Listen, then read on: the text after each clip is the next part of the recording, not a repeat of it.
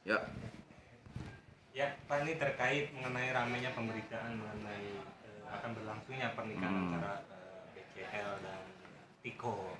Sebenarnya kebenarannya itu seperti apa? Mungkin bisa dijelaskan.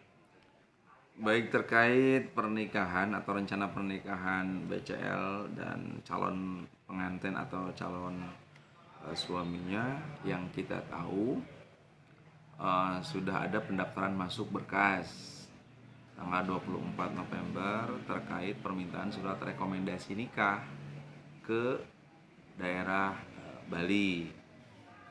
Jadi kami eh, mengeluarkan surat rekomendasi untuk kehendak atau keinginan menikah dari yang bersangkutan keluar daerah dari Pasar Minggu atau keluar dari daerah domisili sesuai KTP-nya. Seperti itu. Pengajuannya sendiri kapan? Pengajuannya pada tanggal 24 November 2023 kalau tidak salah pada Jumat, eh, berkas masuk ke kantor kami. Disampaikan langsung pengajuannya sama mereka berdua atau melalui siapa? Tidak, jadi yang bersangkutan tidak datang langsung, tetapi diwakilkan oleh, kita tidak tahu persis apakah itu bagian dari keluarganya atau panitia yang akan terlibat di pernikahannya.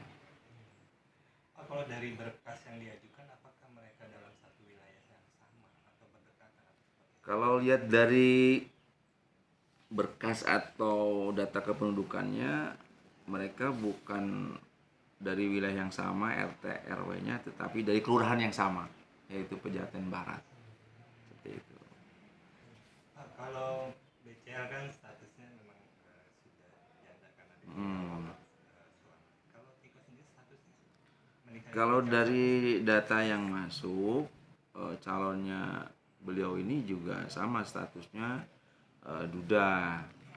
Cuman mungkin bedanya kalau BCL eh, apa cerainya karena kematian, kalau Tiko cerainya cerai hidup, gitu. Itu bedanya. Ini kan sama-sama pernah nikah ya Pak sebelumnya. Ya, Apakah perlu juga Pak bimbingan pernikahan juga? kalau untuk pernikahan siapapun sebenarnya perlu ada bimbingan perkawinan. Nanti kan itu kebijakan di KUA tempat nanti akan dilangsungkan pernikahan. Apakah itu kan bisa berbagai opsi lah. Bisa langsung, bisa via by phone atau Zoom, ataupun juga mereka diberikan bahan-bahan lah untuk sekedar pembekalan perkawinan atau menuju bahtera rumah tangga dan seterusnya. Itu nanti kebijakannya di KUA setempat, dan mungkin apakah digabungkan dengan pasangan lain misalkan klasikal atau secara personal face to face dengan penghulunya. Seperti itu. Kalau tanggal pernikahannya sendiri apakah dicantumkan sama mereka? Kalau di surat rekomendasi tidak mencantumkan kapan dan hanya di mananya, karena kan harus ditujukan ke KUA mana, wilayah mana. Adapun tanggal, hari, jam itu kami tidak tahu atau kurang tahu. Itu nanti ketika dia akan mendaftarkan ke KUA tempat akan nikahnya itu berlangsung. Nah, masa berlakunya dari surat rekomendasi ini berapa lama Pak biasanya?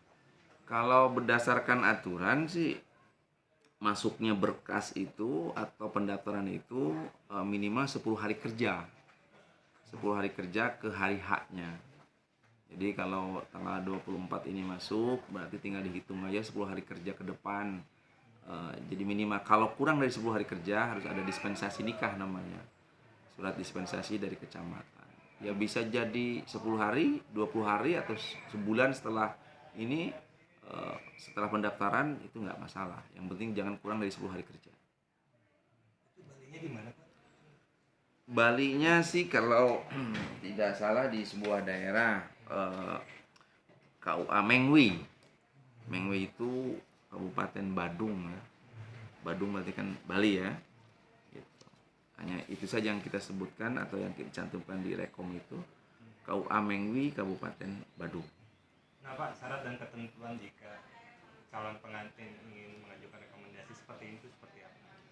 Persyaratan secara umum yang pertama tentu saja nanti pengantar dari RT RW atau lingkungan setempat, dan yang terakhir dari kelurahan.